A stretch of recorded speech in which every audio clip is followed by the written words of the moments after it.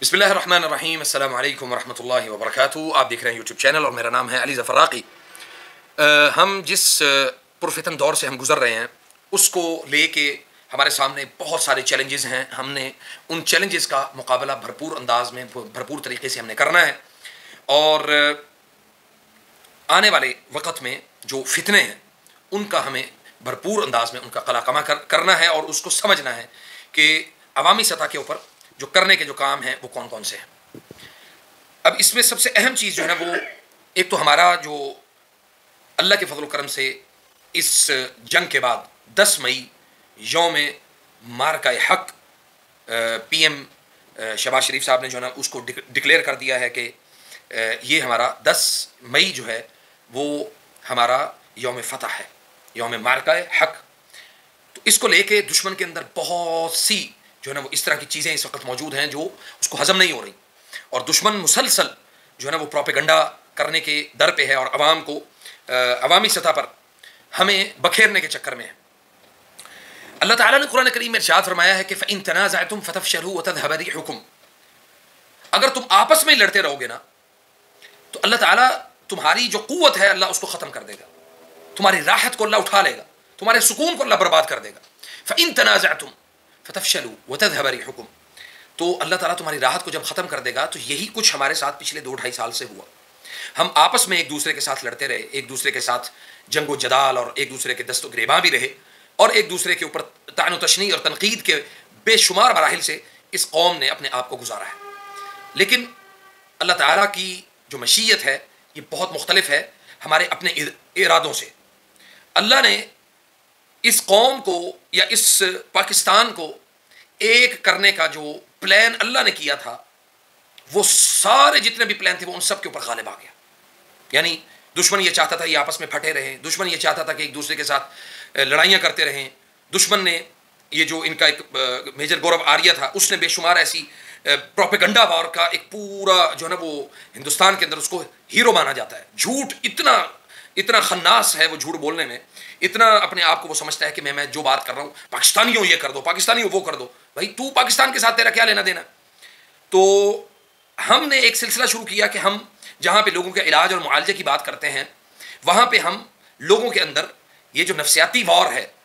اس کا Islamic point of view سے جو رد ہے ہم اس کو بھی اپنی عوام کے سامنے رکھیں تاکہ لوگ اس سے مستفید ہوں، اور ان چیزوں کو ہم لوگوں کے سامنے بیان کریں جس کی وجہ سے لوگوں کے اندر اضطرابی کیفیات پیدا ہوتی ہیں اور لوگ اپنے اداروں، اپنے لوگوں اور اپنے حکام کے خلاف کھڑے ہو جاتے ہیں۔ اللہ تعالیٰ نے قرآن کریم میں ارشاد فرمایا ہے کہ یا ایھا الذین آمنوا اطیعوا اللہ واطیعوا الرسول واولی الامر منکم۔ حکومتیں بننا، حکومتیں گرنا، حکومتوں کا آنا، حکومتوں کا جانا، یہ قیامت تک یہ سلسلے جاری رہیں، اور ان سلسلوں کو اللہ تعالیٰ نے اس لیے ہمارے اوپر جو ہے نا وہ قائم کیا ہے کہ تاکہ امت کے اندر جو یعنی ایک دوسرے کے اوپر طعن و تشنیع کرنا اور ایک دوسرے سے بھاگنا اور ایک دوسرے کے دست و گریباں ہونا یہ امت کو پھاڑ کے رکھ دیتا ہے۔ تو اتحاد کو، اتفاق اور محبت کی فضا کو سب سے پہلے قائم کرنا یہ ہمارے اوپر ذمہ داری ہے۔ عوامی سطح پر جو کرنے کے کام ہیں ان کو بھی ہم کسی بھی طرح سے نظر انداز نہیں کر سکتے۔ ان میں سب سے پہلا کام ہے کہ اتحاد کی فضا کو قائم کیا جائے۔ سب سے پہلے اپنے ارد گرد ایسے لوگوں کو دیکھا جائے جو پاکستان کے اندر فساد، لڑائی اور جھگڑے ان کو پروموٹ کرنے والے ہیں اور اداروں کے خلاف لوگوں کو بھڑکانے والے ہیں۔ خاص طور پہ اس وقت افواج پاکستان کے خلاف جو بولنے والے ہیں ان کی زبانوں کو بند کیا جائے اور ان کو نامینیٹ کیا جائے، ان کو لوگوں کے سامنے عیاں کیا جائے۔ خاص طور پہ اس وقت جو سوشل میڈیا کے اوپر عادل راجہ نامی بدبخت انسان جس نے اس موقع کے اوپر بھی پاکستان کو یا پاکستانی افواج کو اس نے تنقید کا نشانہ بنانے سے وہ گریز نہیں کیا۔ اس نے ہم مختلف جو اینکرز تھے ان کو ہم یہ کہتے رہے اور ان کو یہ بتاتے رہے کہ آپ کے ذمہ یہ کام ہے کہ اس موقع کے اوپر آپ اپنی افواج کے ساتھ کھڑے ہوں۔ افواج پاکستان کا ستارہ ہے، پاکستان کی اور پاکستان کی سالمیت کے لیے اللہ تعالیٰ نے ان سے بے شمار کام لیے ہیں۔ آپ دنیا کی افواج کو دیکھ لیں، ان کو سہولتیں اتنی دی گئیں کہ وہ ناکارہ ہو گئے، اور پاکستانی افواج کو وہ سہولتیں اگر مل جائیں نا تو یہ بھی ناکارہ ہو جائیں۔ انہوں نے سخت سے سخت حالات کے اندر بھی اپنا سروائیول سیکھا اور سخت سے سخت حالات میں بھی اپنے آپ کو پاکستان کی سالمیت کے لیے اللہ کے فضل و کرم سے، اللہ کی مشیت اور اللہ کے حکم سے اپنے آپ کو قائم و دائم رکھا۔ تو ایسی افواج کا سب سے پہلے تو ہمیں شکریہ ادا کرنا چاہیے۔ ہم سوتے اقسم باللہ یہ پاکستان کی افواج نے، یہ پاکستان کی عوام نے خاص طور پہ اس موقع کے اوپر یہ دیکھ لیا ہے کہ ہمارے ساتھ جو اس وقت جو یہ فضا قائم ہوئی اس میں عوام کی نیندیں بھی خراب ہوئیں، لوگ اپنے گھروں سے بے گھر ہوئے، مختلف جگہوں پر جو ہے نا وہ اپنے اپنے گھروں کو ان کو چھوڑنا پڑا، اور اس کے بعد بہت سارے مسائل کا سامنا کرنا پڑا. ایون ابھی تک بہت ساری فیملیاں جو ہے نا وہ ان چیزوں کا سامنا کر رہی ہیں. اور اگر پاکستانی افواج جو ہیں وہ اپنے مورچے اور اپنی جگہ چھوڑ کے وہ کسی اور جگہ پہ جا کے بیٹھ جائیں اور ہماری حفاظت نہ کریں اللہ کے حکم سے، کیونکہ سب سے پہلے تو اللہ تعالیٰ کا حکم اس چیز کے اوپر نافذ العمل ہوتا ہے کہ اللہ تعالیٰ کہتا ہے کہ بھئی خذوا حذرکم فانفروا ثبات او انفروا جمیعا، کہ آپ سب سے پہلے اپنی حفاظت کا بندوبست کرو، ہلکے ہو یا بوجھل ہو، زیادہ ہو یا تعداد میں کم ہو، جس طرح بھی ہو سب سے پہلے اپنی حفاظت کا بندوبست کرو. بندوبست سے مراد اسباب اختیار کرو. تو یہ اللہ تعالیٰ نے ہمیں ایک بہت بڑا سبب جو ہے نا وہ پاک افواج کی صورت میں، تمام اداروں کی صورت میں اللہ تعالیٰ نے ہمیں یہ دیا ہے. ہم اس کے اوپر کسی بھی قسم کا کوئی کمپرومائز نہیں کر سکتے کہ ہم اپنے اداروں کے خلاف کوئی بات کریں اور اتحاد اور محبت کی فضا کو قائم کریں. دوسرا جو نقطہ میں نے نوٹ کیا ہے وہ ہے کہ اپنے ارد گرد کے لوگوں کے اوپر نظر رکھیں. اس وقت جو میڈیا وار ہے، سوشل میڈیا وار ہے، الیکٹرانک میڈیا وار ہے، اور کسی بھی انداز میں لوگوں کو جو ہے نا وہ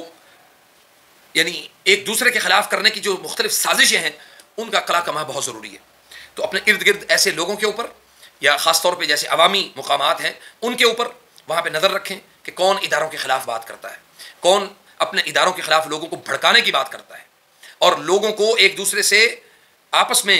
فساد کی بات کرتا ہے. وَلَا تَبْغِ الْفَسَادَ فِي الْأَرْضِ، اللہ زمین میں فساد نہیں چاہتا، اور ایون مسلمان بھی کبھی جان بوجھ کے جنگ نہیں چاہتا. ٹھیک ہے، مسلمان بھی کبھی جنگ نہیں چاہتا، لیکن اگر جنگ مسلط ہو جائے یا جنگ ہمارے اوپر ڈال دی جائے تو پھر اس کا مقابلہ کرنا، اس سے نہ بھاگنا، یہ ہماری ذمہ داریوں میں سے ایک بڑی ذمہ داری ہے. تو یہ جو اس وقت موجودہ حالات ہیں اس میں اپنے ارد گرد لوگوں کے اوپر نظر رکھنا اور ایسے لوگوں کو اناؤنس کرنا، پبلکلی لوگوں کو بتانا کہ یہ ہمارا دشمن ہے، یہ پاکستان کا دشمن ہے، اداروں کا دشمن ہے، پاکستان اور پاکستانی عوام کا غدار ہے. جو بھی ایسی کیفیت یا ایسے اسٹیٹس کا مستحق ہو اس کو اپنے اداروں کو بتائیں، نہ کہ خود اس کو جا کے پکڑنا شروع کر دیں. اچھا جی، اللہ کے ساتھ تعلق کو مضبوط کرنا، استغفار کی کثرت کرنا. استغفار کی وجہ سے اللہ تعالیٰ امتوں کی، قوموں کی انفرادی اور اجتماعی طور پہ اللہ تعالیٰ لوگوں کی مدد کرتا ہے. تو اللہ تعالیٰ سے اپنے تعلق کو مضبوط اور قائم رکھنا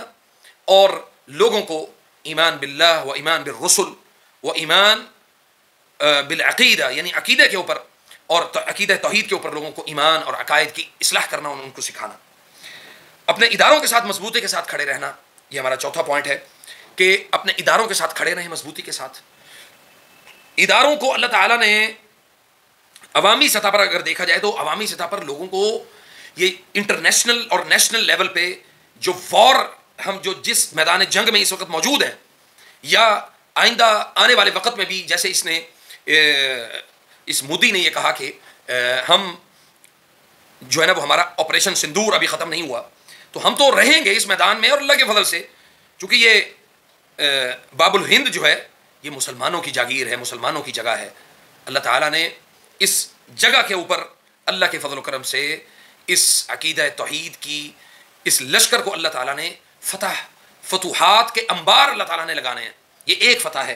تو مسلمانوں کی حالت یہ ہے کہ وہ خوشی میں کہیں اللہ تعالیٰ کو بھول نہ جائیں،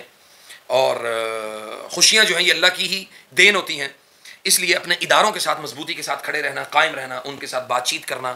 ان کی مختلف جو کنونشنز ہیں ان کو اٹینڈ کرنا اور ان کے مختلف جو پروگرامز ہوتے ہیں ان میں جانا اور پارٹیسپیٹ کرنا، یہ ہمارے لیے بہت ضروری ہے. آخری اور جو سب سے خطرناک بات ہے وہ یہ ہے کہ جھوٹ پر مبنی خبروں کی اوپر کان نہ دھریں اور اپنے آپ کو ایسی خبروں سے بچا کے رکھیں. مثلا کوئی خبر جی انڈیا نے پاکستان کے اوپر ایٹمی حملہ کر دیا، یا کسی اور دشمن کی طرف سے جو ہے نا وہ پاکستان کے اندر یہ کام ہو گیا، تو سب سے پہلے پینک نہ ہو، اپنی اس خبر کی تصدیق جب تک نہ ہو اس وقت تک اپنے آپ کو ریلیکس رکھیں، اور اس کے بعد اگر تصدیق ہو جائے تو پھر اپنا حفاظتی اقدامات جو ہے نا وہ ان کو ضرور جو ہے نا وہ ان کو اپنی زندگی میں یعنی امپلیمنٹ کریں، عمل درآمد کریں اس کا. اور سب سے آخر میں یہ کہوں گا کہ غم ہو یا خوشی ہو، راحت ہو یا کوئی تکلیف ہو، یہ اللہ تعالیٰ کی طرف سے ایک بہت بڑی نعمت ہے. اللہ تعالیٰ خوشیاں دے کر بھی لوگوں کو آزماتا ہے, فتوحات دے کر بھی آزماتا ہے, اور آسانیاں دے کر بھی اللہ تعالیٰ لوگوں کو آزماتا ہے, اور اسی طرح غم, پریشانیاں اور تکالیف دے کر بھی اللہ تعالیٰ لوگوں کو آزماتا ہے. ہم کہیں نہ کہیں ہر وقت اس کیفیت میں ضرور رہتے ہیں کہ جس کی وجہ سے ہم اللہ تعالیٰ کی طرف سے آزمائش میں ہوں. تو ہر آزمائش کی گھڑی میں اللہ کے ساتھ اپنے آپ کو مضبوطی کے ساتھ جوڑ کے رکھنا, اور اللہ تعالیٰ کا شکر ادا کرنا, اور اپنے لوگوں کا شکریہ ادا کرنا. من لم یشکر الناس لم یشکر اللہ. جو لوگوں کا شکریہ ادا نہیں کر سکتا وہ اللہ کا بھی شکریہ ادا نہیں کر سکتا. آپ کی زندگی میں بے شمار لوگوں نے آپ کے اوپر احسانات کیے ہوں گے. میں یقینی طور پہ ہر اس شخص کا احسان مند ہوں اور شکر گزار ہوں جس نے میری زندگی میں جو ہے وہ میری زندگی میں میرے اوپر اللہ تعالیٰ کے حکم اور اس کے فضل و کرم سے احسانات کیے. اور یقیناً آپ بھی ان محسنین کا بہت زیادہ شکریہ ادا کریں گے کہ جنہوں نے آپ کی زندگی میں آپ کے اوپر احسانات کیے. اللہ تعالیٰ ہمیں ان تمام چیزوں کو سمجھنے اور عمل کرنے کی توفیق عطا فرمائے. فجزاکم اللہ خیر. والسلام علیکم ورحمۃ اللہ وبرکاتہ.